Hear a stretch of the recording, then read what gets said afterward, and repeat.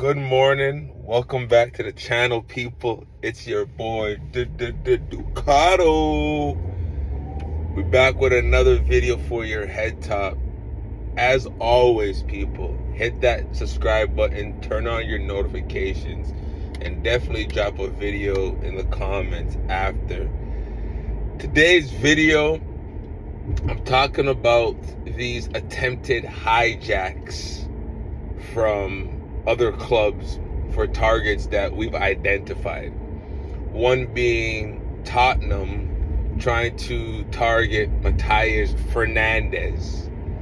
Now, the reason why I'm talking about hijacks is because when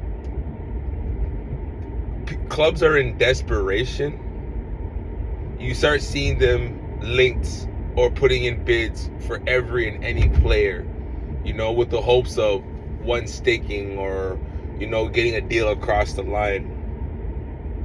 The issue with hijacks, in my opinion, is sometimes you have to understand your place in the hierarchy of things, right? So when I'm seeing Tottenham Hotspur driven by De Zerbi trying to, they spent 52 million on Van Henk from Brighton. They picked up Robbo on a free from Liverpool. Senesi, I think, from Bournemouth. Now you're trying to go get Matthias Fernandes, while the ambition and the drive for the overhaul is there. They have Tottenham's finished 17th back-to-back season. Now they're unloading 300 M's. It's like, yeah, but when you're trying to hijack, when you're a club, that hasn't really, you're not known for winning the medals and all of that gleam. So you take that into perspective, and then you're trying to take targets that have given the AOK to already come, and you're trying to hijack that deal. Obviously trying to get more money, things of that nature, right? Money talks at the end of the day. But it's, for me, you have to know your hierarchy, right? For example, being a Manchester United fan, if we were going for the same targets that, say, a la Real Madrid or Barcelona wants, if those players have given priority to Barcelona or, Real Madrid, chances are they're not going to want to come to Manchester United, even though we're a big giant, like in terms of global attraction, the name, so on and so forth. Even we know that there's still a bit of, separation between us and those two clubs, right? So imagine being a Spurs, respectfully, of course, but imagine being being Tottenham, and okay, we're trying to take targets that have given approval to United or, other big teams. It's like, no, chances are they're not going to want to come to your club, being a lower club. Now, if they are able to successfully hijack this deal, then I'm strongly looking at the board and being like, how did you let this happen? But it's just one of those things where I can't fathom that reality even happening. Like, I just can't fathom it. I just can't see us losing out on players who express their desire to come to a Tottenham team.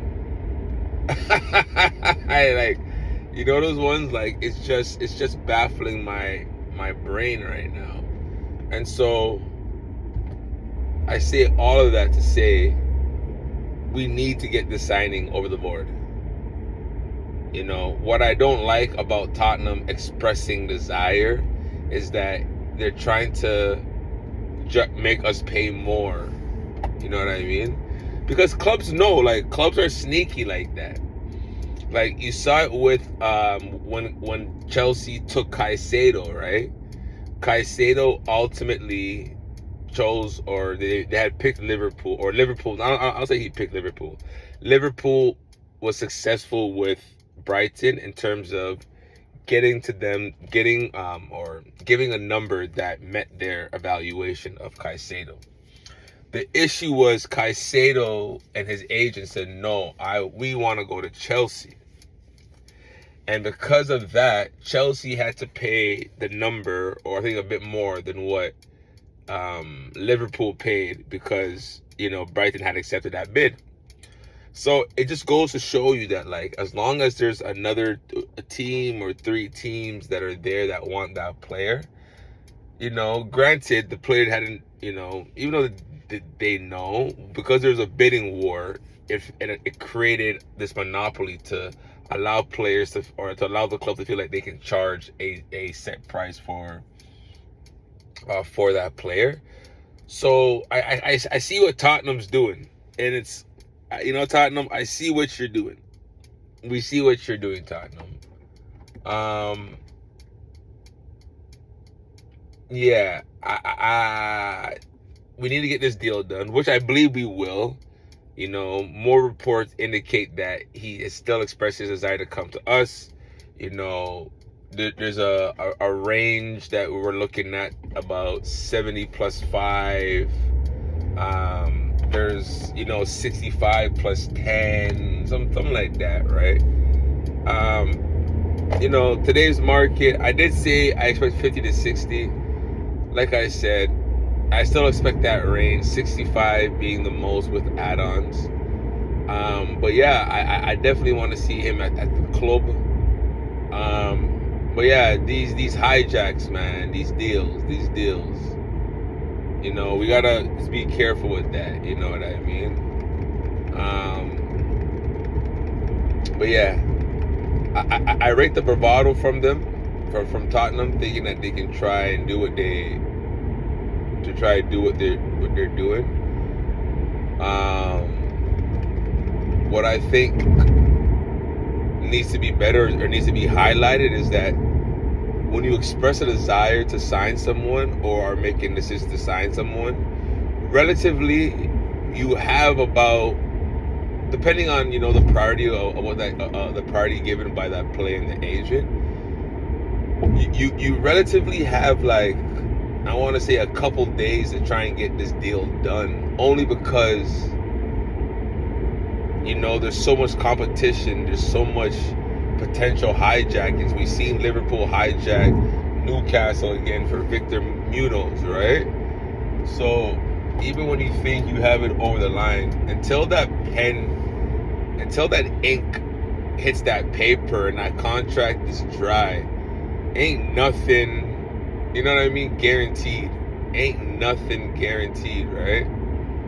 So that's just how, for me, I look at it. Get this deal done. Get this signature over. Rebuild this midfield. And let's get back to our winning ways. But that's it for me, people. That's my take. That's my point of views. Let me know what y'all think below. Let me know if I'm right. Let me know if I'm wrong. Let me know if you got a different perspective. At the end of the day, just let your boy know. It's Ducato. We out here.